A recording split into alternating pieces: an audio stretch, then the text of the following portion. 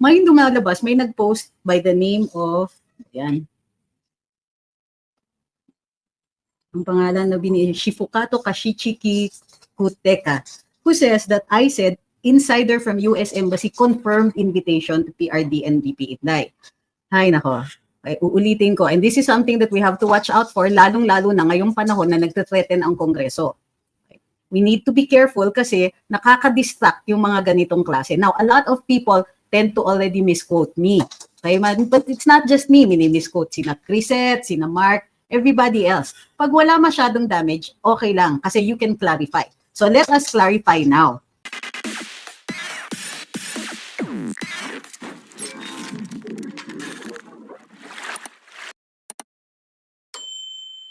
Hindi ko sinabi, I never mentioned the US Embassy, number one. Number two, the statement was in response to questions. Hindi daw na-invite si BBM at invited daw si VP Inday at saka si PRD.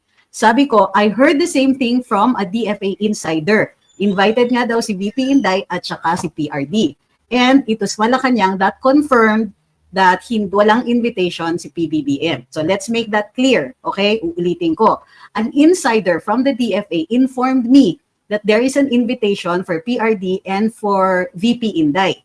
As to para maliwanag na wala tayong personal knowledge and there is no term na confirm. Hindi natin kino-confirm yan. If the word confirmed was mentioned at nagkamali yung nag-post, I want to clarify that now. No, I cannot confirm that. I can confirm that I heard the same thing from an insider in the DFA. Okay, uulitin ko. Kasi may magtatanong na naman na late dumating at sasabihin, totoo ba to? Hindi totoo kasi ang sinasabi ko is, I heard the same thing from an insider in the DFA. Okay? Ibig sabihin, may source na nagsabi. Hindi ako ang nagsabi. Bakit natin kinaklaro? Kasi endangered ngayon ang freedom of speech. Dahil nananakot ang Congress, hindi tayo magpapatakot. But we also want to be very, very clear about what we say and what we mean. Pagka mayroong kayong gagamitin na quote at hindi kayo sure, you can always ask. Because ang pattern, ang design ng Luminous Live is question and answer. So pwede kayong magtanong. So you can actually say, ma'am, confirmed ba yan? Sasabihin natin na confirmed na sinabi ito ng DFA insider. Okay? So bakit tayo ganito na may buong hulas disclaimer? Because precisely ini-endanger ang freedom of speech. If you post something like this and misquote us, okay lang patawag sa Congress. We can explain that. That's our job. That's for us to explain. However, ang social media platforms are private. They will not need to follow our laws pagdating sa due process and freedom of speech. Okay, pwede silang magtanggal. If you will notice, matagal na tayong inaapi ng Facebook. And knowing that, the people who hold the levers of power can abuse that, as we have already seen the possibility and the likelihood that they're already doing this to us. Okay. Para sa mga nahuli, makikiusap ako, dun sa mga nagko-comment dito, paki-inform na lang para hindi tayo paulit-ulit.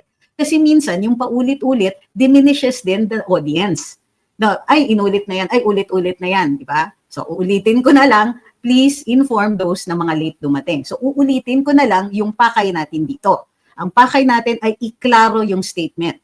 Nang sa gayon, hindi, may effort tayo to make sure that the information that it is out there is precise. So, ngayon, sabi ni PBK, di po ba fact-checker ni Facebook sila Maria Ressa? Correct me if I'm wrong. Rappler is indeed one of the accredited fact-checkers dito sa Pilipinas. And yes, we have issues with them also.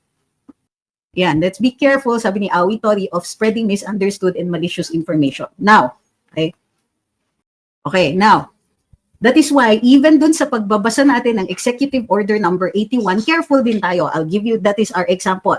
Ang Executive Order number 81 clearly states, kaya nga pinabubulaanan natin or china-challenge natin yung sinabi ni ES Bersamin na irrelevant naman daw si VP kaya hindi na siya isinama doon sa irrelevant naman daw ang participation niya, therefore, hindi na siya isinama sa Reorganized National Security Council. However, in the whereas clauses of Executive Order number 81, it says, there is a need to further guarantee that the NSC, there is a further need to guarantee and to ensure that its council members uphold and protect national security and sovereignty. This is the whereas clause that talks about the kind of membership that they want in the NSC. Okay? It's the only thing that talks about the membership, why it has been changed. And the reason it has been changed is to ensure that its members uphold and protect national security and sovereignty. Ibig sabihin yan, sinasabi nila na hindi sila sigurado na itong at the very least yung kumbaga walang mali siya, wala tayong inaalyud na mali siya, pero sinasabi nila na yung mga tinanggal nila, we can surmise, ay kino-conclude nila that they do not uphold and protect national security and sovereignty.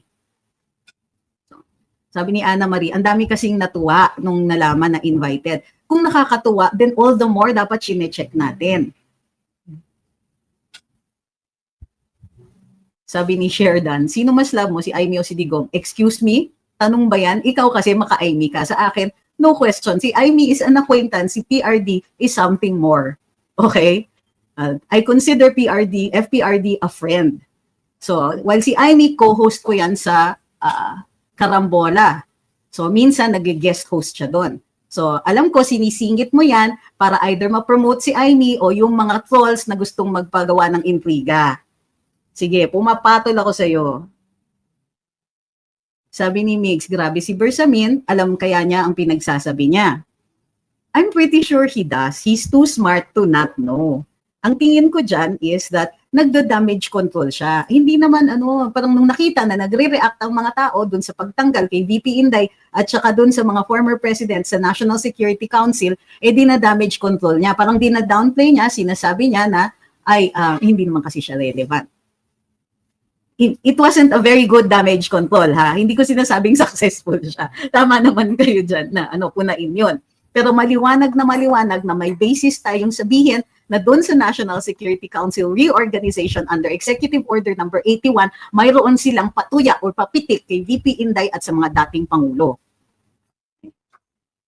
As for the invitation, oo, naintindihan ko na maraming natuwa. And in fact, mayroon ngang nagsabi sa akin na insider sa DFA, whom I will refuse to identify even if Congress demands, but has confirmed that there is an invitation, not confirmed, has told me that there is an invitation for VP Inday and for the former president.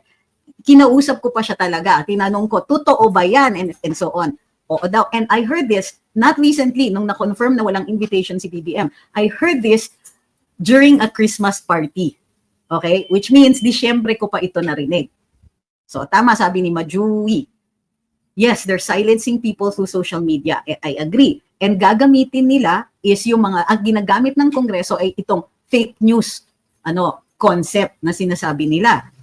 Sasabihin nila dangerous, yung misinformation, etc.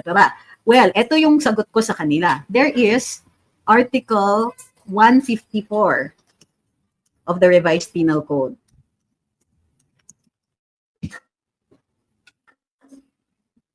Okay, hanapin ko lang. Ang pangalan ng crime na ito ay unlawful utterances and unlawful use of publication means. Nakalagay dito, publishing or causing the publication of false news that could endanger public order or harm the state's interest or credit ay pinagbabawal. Using word speeches are the same means to encourage disobedience to the law or authorities. But take note of the term publication. Since this law was in the 1930s, publication at the time meant that yung physical publication. So, this does not punish the person who made the utterance pagdating sa encourage disobedience, but the publisher.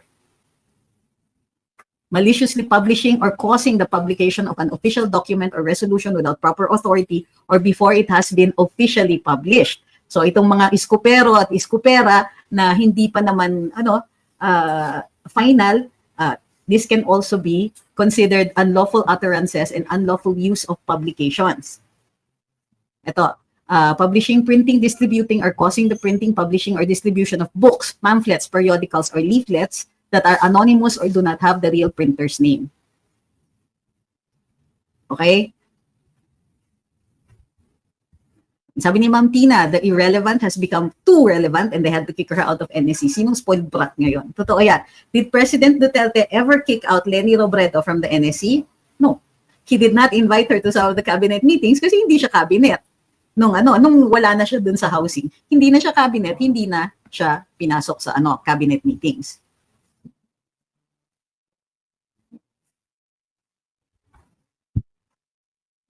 Okay. Okay, dun sa balik tayo sa invitation. Ang confirmed is the lack of invitation to BBM. Ulitin ko, walang invitation ang Pangulo sa inaugural ni President Trump. Thank you, Awi. Siya talaga yung nagre-restate ng klarong-klaro. If we are not careful in sharing information, we can be used against the bloggers or vloggers like attorney. We have to be very careful. So since every day naman tayo nagla-live, there are some things that the things can be clarified on live. At kung napanood ninyo sa live, pwede nyong iklaro, pwede ko bang sabihin ganito?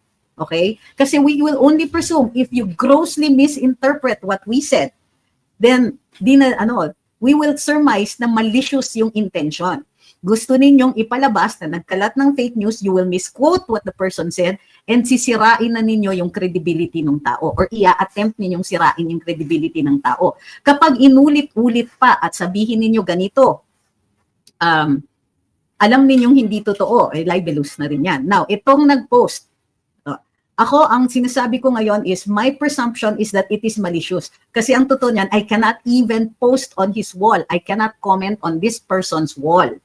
But this could have been easily clarified. That's one. Number two, mali pa pangalan ko. So, uulitin ko.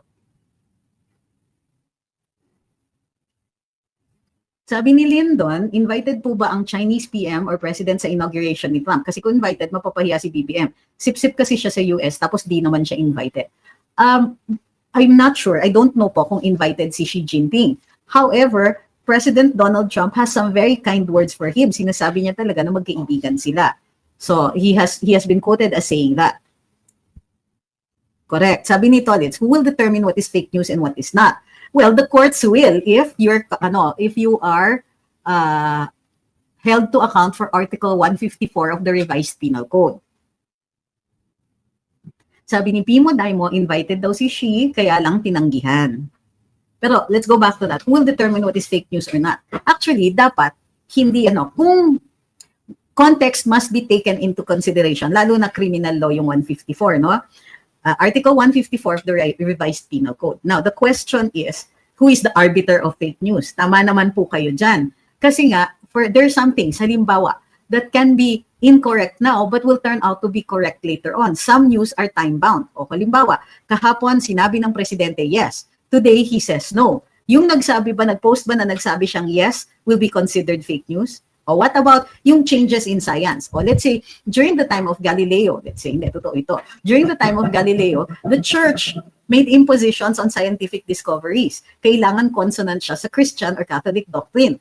And therefore, the Copernican theory of a solar-centric system was not in keeping with the Catholic Church's teachings. So it was considered fake news.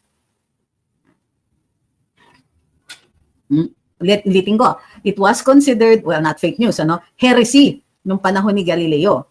Ganito na rin ang nararamdaman natin na kapag may nagkakamali, gusto ng mga certain authorities and even some journalists na kapag may nagkamali sa social media, kailangan parusahan.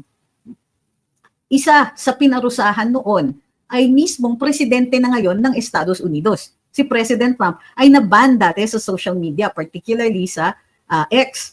At nung si Elon Musk na ini-reinstate siya. Gayunpaman, tinanggal siya dahil mayroong partikular na kinikilingan yung platform na yon noon. Sabi ni Negra, pro-Duterte po si Sir Shifukato. Yes, but he is endangering us. Bakit hindi man lang kami makakomment doon sa kanyang page? At hindi namin makorekt yung kanyang pagkakamali. Sabihin na natin na pro-Duterte siya. Pro-Duterte din ako. But that is not fair. I cannot confirm this. Hindi ko po nakikita kung mayroon talagang stated or written na policy na ganito. It's probably true, though. Ang inaano ko dyan is, it is possibly their policy. Possibly. It has the weight of common sense, kumbaga. But other than that, hindi ko yan mako-confirm.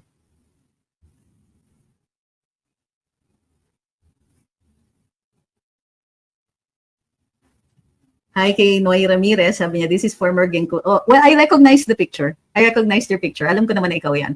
Medyo nasa pool ako sa sinabi mo kagabi about online identity. Kaya I decided to use how you know me since our Doña Victorina days. Uy, which one are you?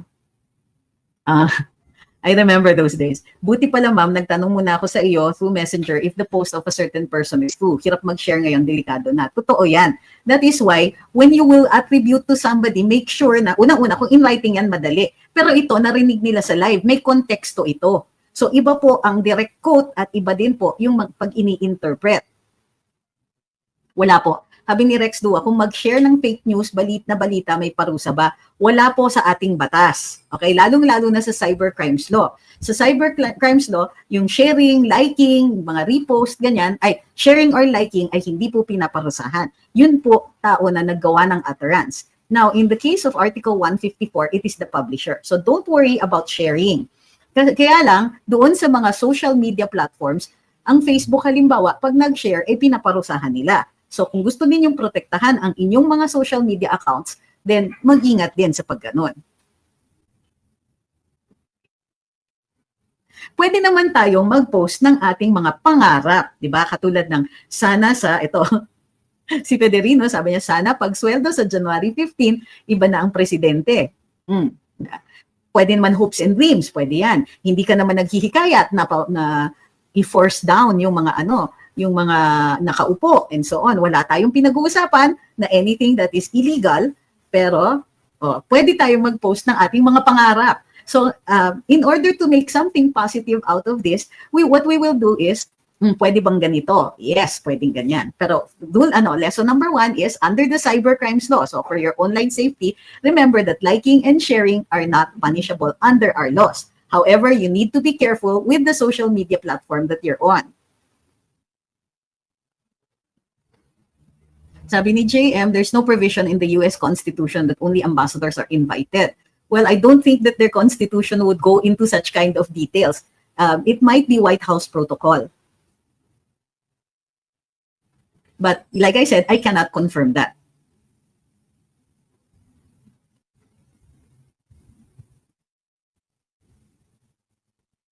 Emilio Tangkay says, baka mga barangay chairman na lang in-invite nila ni Trump. Ayaw nila ng president na may issues sa... Uy, grabe. Ito, sabi ni Monet, lahat na lang Duterte may kasalanan. Sila nagnakaw ng trilyones, tapos i-set up si Sara sa Confi Funds, at si Sara daw ay magnanakaw. Ibinalik ang industriya ng droga, tapos si Duterte pa rin ang involved. Tapos dahil di mo na imbitahan sa inauguration ni Trump, Duterte pa rin. Kaya ang ganti ng bangag ay tanggalin as NSC ang Duterte. Sus, B talaga. So, we also have to take note in social media platforms that some of them, well, they have allegedly community standards. Ang dapat maging namumuro na marapit na sigurong makasuhan ang Meta dito sa Pilipinas dahil may mga with their contractual obligations to us.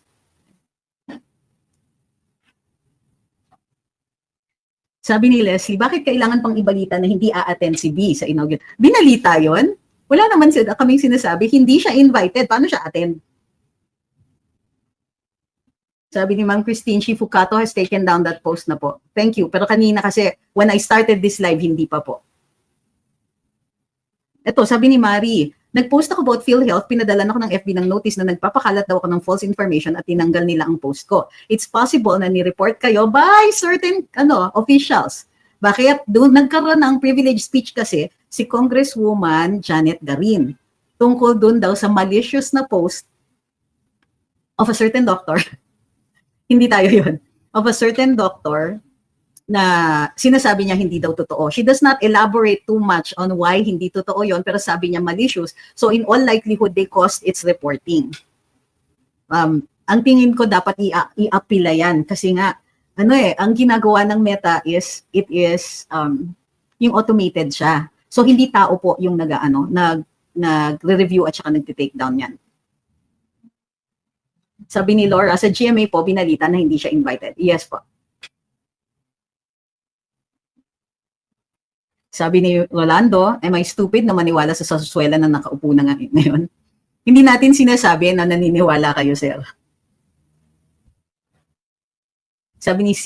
Dine, kailan kaya tayo makakabawi sa lahat ng to? Medyo sobra na. Actually, nalampasan na natin yung sobra last year pa. So, hindi ko po masasagot yan in any way that could comply with community standards.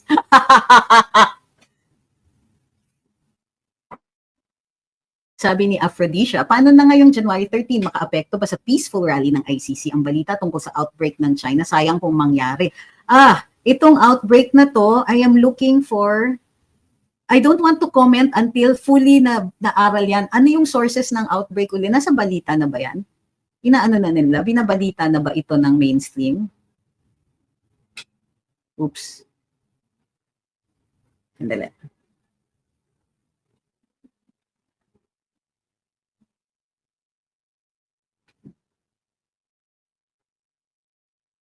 Ayan.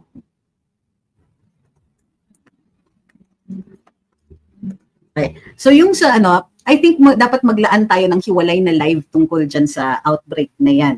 Kasi unang-una, we have to study it. Ano ba talaga ang lumalabas tungkol dito?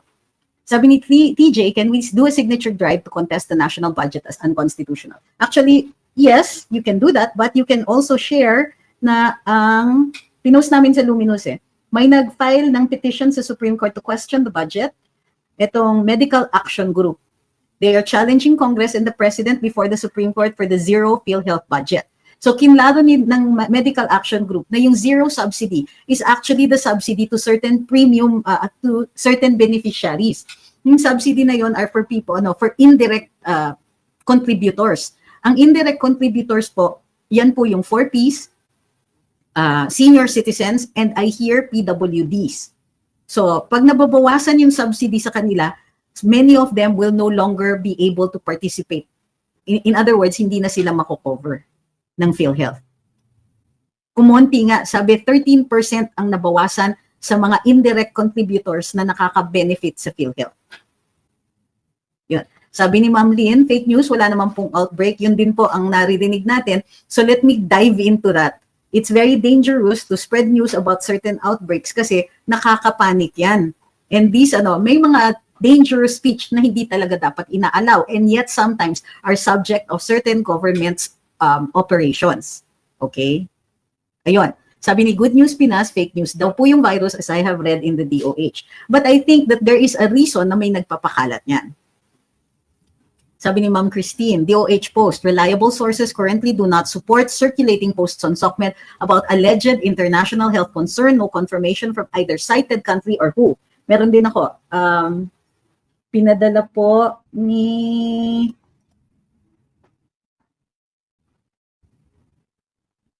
yan ng mga OFWs who came from China and are now in Hong Kong at sinasabing walang national report and order na lumabas tungkol dyan sa alleged outbreak na yan. Wala daw, ganon.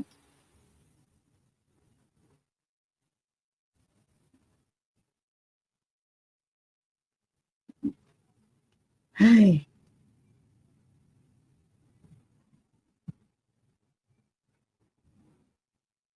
Ito, dapat tanggalin na bilang fact-checker ng FB, Meta ang Rappler at Verifiles kasi biased sila, anti-Duterte sila. I think that, well, ito yung point dahil nga Meta is a private company, kailangan imbestigahan how they are making their policies. Now, naaalala niyo po ba nung panahon ni Duterte, nagpa-Senate hearing si Senator Grace po. Unfortunately, wala po siyang Senate report, committee report on that one. Pinatawag po ang Facebook nung time na yon at tinanong tungkol sa mga polisiya nila. Yun, sabi ni Glory Lee, dito ako sa Macau, China, wala naman po binalita about new virus. Sasabihin yan sa amin ng mga amo namin na Chinese. Sabi ni Ma'am Nelly, fake news talaga, dito ako sa Hong Kong, wala namang balita. Sabi ni Albert, ang legit yung novo virus sa US. Check natin. Fourth, sa oysters. Sabi ni Mima, yes, to dissuade people daw to attend the January 13 peace rally of INC. Yun pala yun. Sabi ni James, dinilit na yung nag-post kanina, gumawa siya ng bago po, inayos na niya, nag-add ng link ng YouTuber na quote ka po. Yung YouTuber na ang nilink niya, hindi ako. Hindi ito. Ha? Galing din. Inayos na po ni, yung post po niya about sa DFA na puting kuhol na invited si Tatay Digong ng VP Sara ni President Trump. Okay na po yung name mo lang po ang hindi naiayos. Trixie pa rin. Trixie naman ako with an I. Because, I don't expect it from DDS. Pero kung sa bagay, mayroong mga nagpapanggap na DDS dyan, tapos sasabihin nila, hindi DDS ako, hindi pro Duterte ako, pero naninira. Ayusin pa niya yan. Sabi ni Ma'am Christine, most likely po that's the anti-China budget of US, something $1 billion this time at work. Even WION News India reported on that.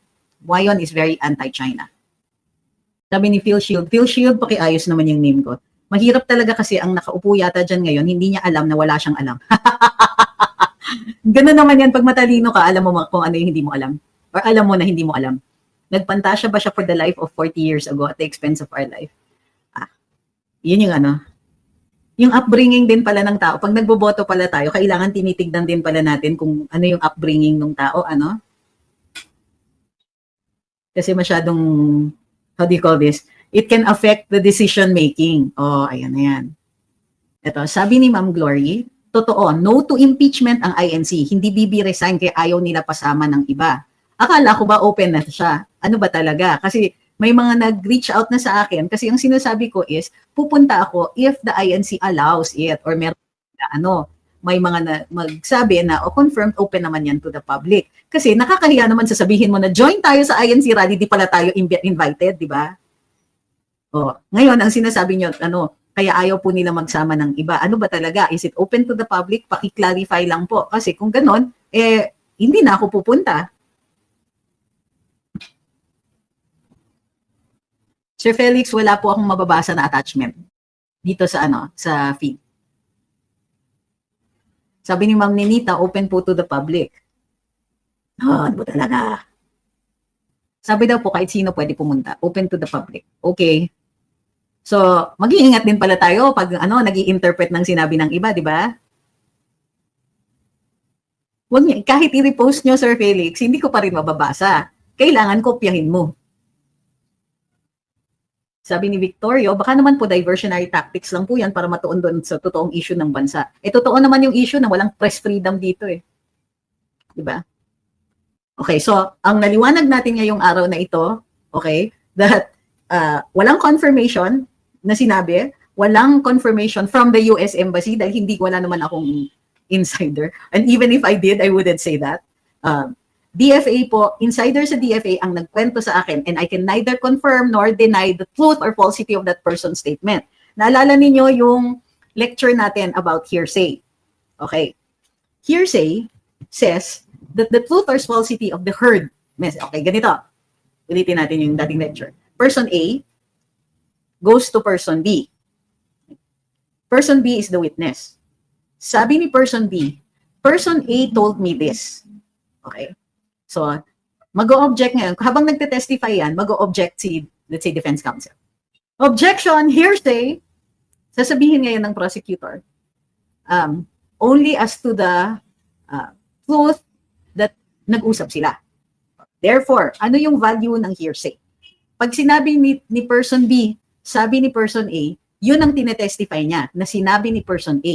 Pero as to whether totoo or hindi yung sinabi, hindi yan mako-confirm ni person B dahil wala po siyang personal knowledge. Okay? So ulitin ko. Hearsay means na yung truth or falsity dun sa narinig mong sinabi, you cannot testify on that. But you can testify that person A told you this. Okay? So whether that is true or not, hindi ako ang magsasabi nun. Ang magsasabi ay si person A. Okay? So when we say, person A told us this, we are not confirming that. What we are confirming is that there are other people who said the same thing. Okay?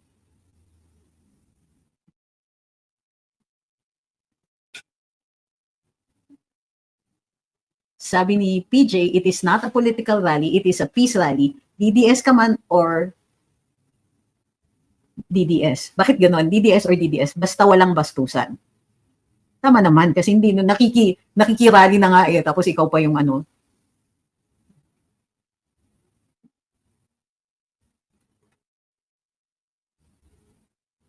Sabi ni Forget Me Not, no press freedom in the Philippines, you're very oppressed there.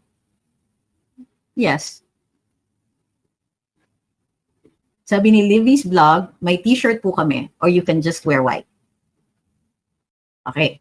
So next, yung kinlarify natin is open sa lahat ang peace rally ng INC sa January 13. But syempre, dahil nakikirally tayo, let's observe their protocols. Next. Ano yung isa? There is no confirmation. In other words, for the moment, walang outbreak. Wala tayong confirmed reports of any outbreak in China. Okay? Or any other country for that matter, maliban nga yun sa mga health warnings ng US tungkol dun sa oysters. Tama ba? So, mayroong mga circulating, of course, when there is news and then that news has been disproven, there will be conspiracy theorists coming out. And one of the theories, which now, by the way, hindi na po insulto pag sinabing conspiracy theorist ka, because in many instances, such as but not limited to aliens landing in the world, suddenly, a lot of the conspiracy theorists pala are correct. Sabi ni Albert, maliwanag na pa talaga sa sikat ng araw, mga explanation mo, attorney. Praise God for your wisdom and blessings. Thank you po. Tama yun, Diyos talaga. Yan, sabi ni Bert, make the necessary precautions rather than be sorry. Bakit ang konti ng comments dito sa TikTok? Sabi ni Snow Bear Cat, sabi daw po kahit sino pwede pumunta. Sabi ni Dialogue, laban tayo para kay VP. Para kay VP talaga. And yun nga So, tamang-tama yung balita na may pang-apat na complaint, di ba? Yung pang-apat na complaint po na yon ay padating pa lang pero binalitan na. Kaloka.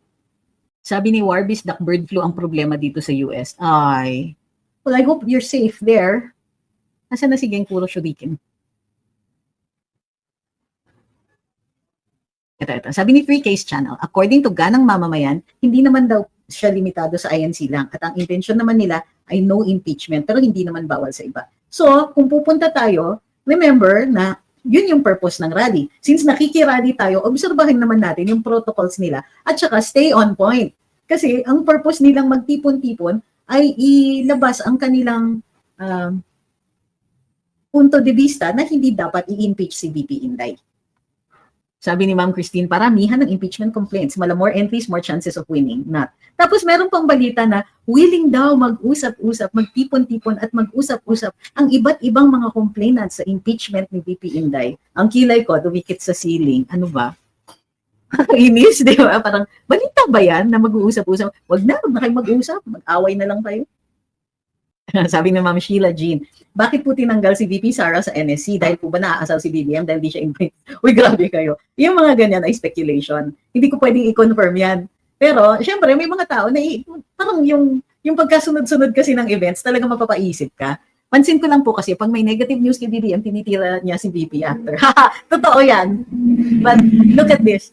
Nakalagay nga po, at actually tama ka, tinitira nila si VP kasi nakalagay nga mismo sa Executive Order number 81, nililimit nila na it's to ensure that the members uphold and protect national security and sovereignty.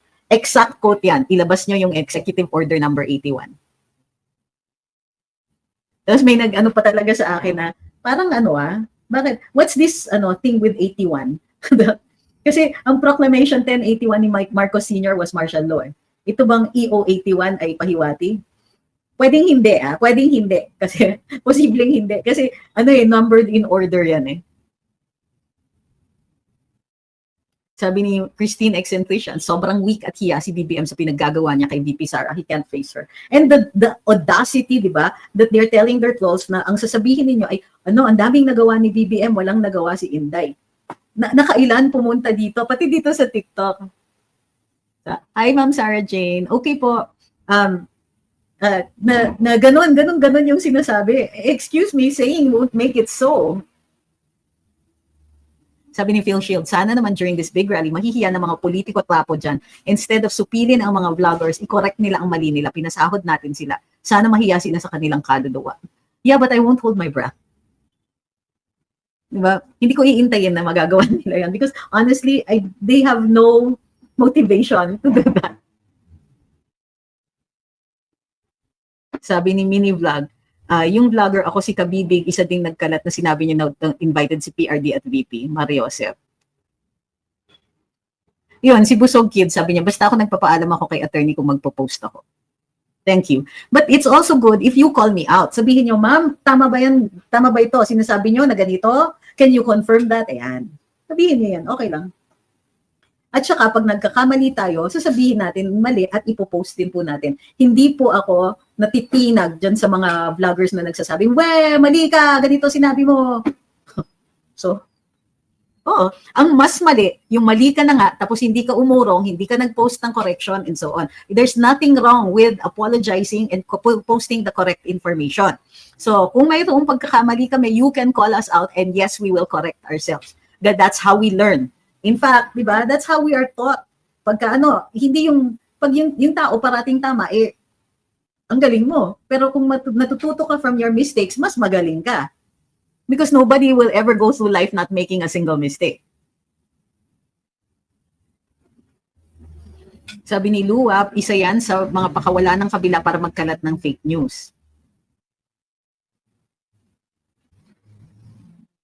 Sabi ni Audio Diva, and this is correct because that's what we also said here. Sabi niya, well actually, if mag-ask tayo sa mga trolls, maglapag ng nagawa ni BBM, wala naman mailabas. That's true. And in fact, may lumabas na balita ngayon sa Philstar na kumonti na daw, nalulugi yung mga small rice millers or other millers kasi daw nag-take over na yung mga malalaking kumpanya. So, just as we predicted, the Marcos administration supports big business but not small ones. Okay? Ganyan siya. So, sabi nila kasi nag-increase yung importation, hindi makaparticipate yung mga companies dun sa imported na na bigas. Doon sila kumukuha ng kliyente or sa mga local producers. Yung local producers ang inaasikaso ng mga small millers. So now daw nabawasan na, marami nang nalugi ng mga millers. Ano pa? Meron pang nabawasan umonti kasi tumaas nga ang importation natin ng bigas and other vegetables. Kaya nalulugi minsan yung mga Pilipino na middlemen, yung Filipino na millers or processors. Tapos yun na nga, pati yung Filipino farmers. Sabi ni Busog Kid, tinatag ko din po kayo para sure. Pag may like means okay siya. Totoo yan. Yan, you can tag us. Mas maigi yung ganun and give us an opportunity to clarify kung mali yung interpretation. I understand that this is always going to be a risk for all of us. But for us at saka kayo.